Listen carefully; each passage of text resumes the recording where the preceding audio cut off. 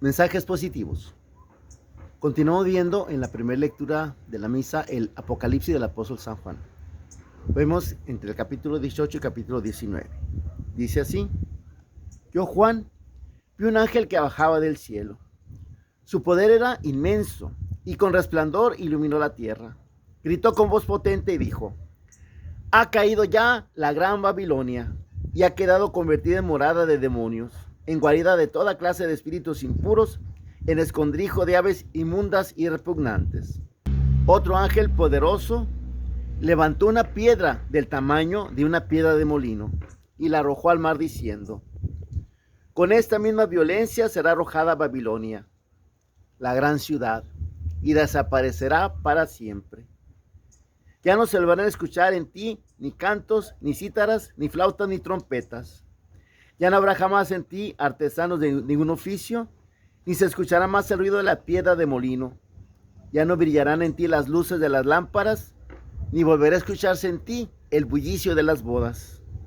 Esto sucederá porque tus comerciantes llegaron a dominar toda la tierra y tú, con tus brujerías, sedujiste a todas las naciones.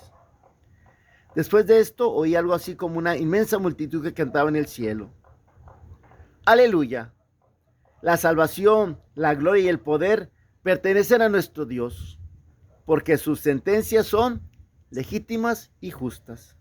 Él ha condenado a la gran prostituta que corrompía la tierra con su fornicación y le ha pedido cuenta de la sangre de sus siervos. Y por segunda vez todos cantaron: Aleluya. El humo del incendio de la gran ciudad se eleva por los siglos de los siglos.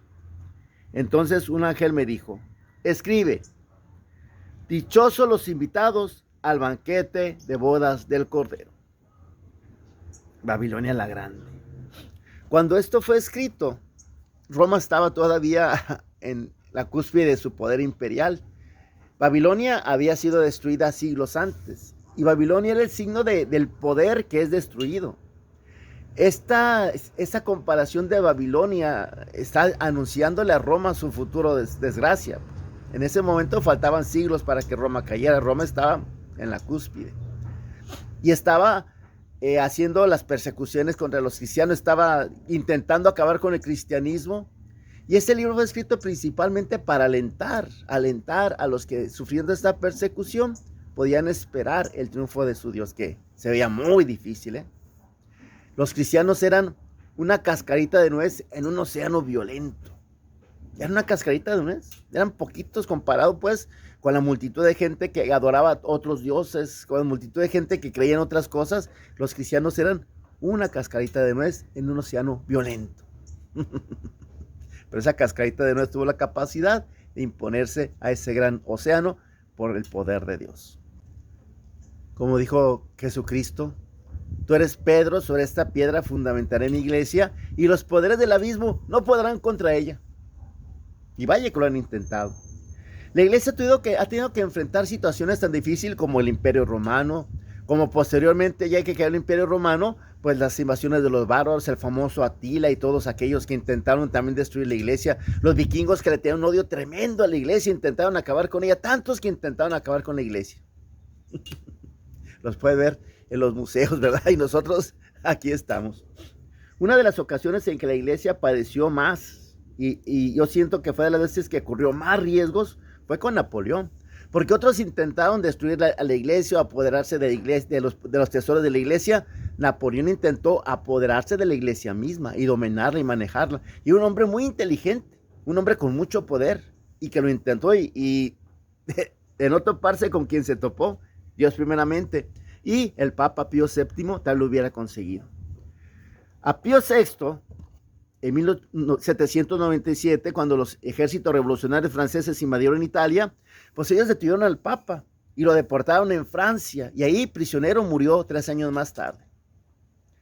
Los cardenales, como pudieron, se juntaron y convocaron un nuevo concilio, y entonces nombraron Papa a Pío VII. Pío VII sabía que pues la espada de Damocles estaba sobre su cabeza, ¿verdad? Estaba en un hilito. En 1801 firmó un concordato con Napoleón, en el cual pues Napoleón sacaba la mejor parte, pero pues al Papa no le quedaba otra. Mucha gente no estuvo de acuerdo y algunos dijeron esta frase: por conservar la fe, Pío VI perdió la sede. Y por conservar la sede, Pío VII va a perder la fe. Eso dijeron. Eso intentaba el Papa, que era diplomático, que no tenía con qué enfrentarse de lleno a Napoleón, pues entonces llevaba las cosas como a la fiesta en paz. Pero con Napoleón era muy difícil llevar la fiesta en paz. En 1802, Napoleón promulgó una legislación que colocaba totalmente a la iglesia francesa bajo el poder total del imperio. Los sacerdotes pasaban a ser empleados del gobierno y el Napoleón, el jefe de gobierno, los podía manejar a su antojo, y esa era una prueba de lo que quería hacer en toda la iglesia. Por supuesto que eso tuvo muchos conflictos con el Papa. En 1803 el Papa es obligado a ir a París a la coronación de Napoleón, el cual lo humilló cuando no le hizo que lo coronara, sino él solo se coronó. Al Papa lo tuvo sentado ahí, simplemente lo tuvo como un testigo y como diciendo: mira, yo soy el mero mero. Él solito se puso la corona. Quiso retenerlo en París, porque ahora París iba a ser el nuevo centro del imperio. Ahora, así como en Roma un día tuvo el centro, ahora iba a ser París y ahí iba a estar el Papa. Pero el Papa le dijo que había dejado órdenes expresas de que si no regresaba, pues lo declararan que había renunciado y que nombraran otro Papa.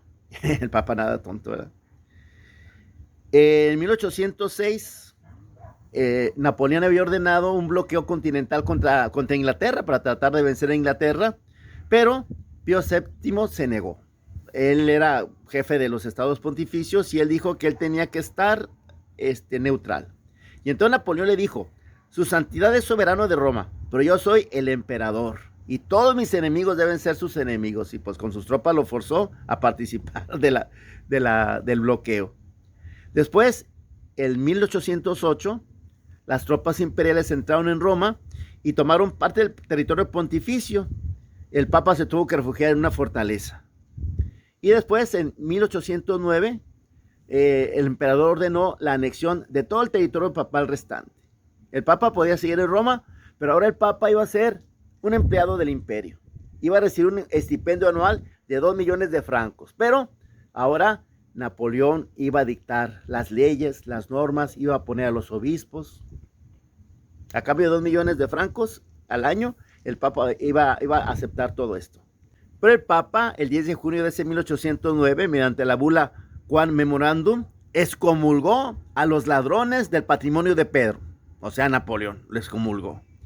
Y entonces Napoleón, indignado por haber sido excomulgado, ordenó el arresto del pontífice.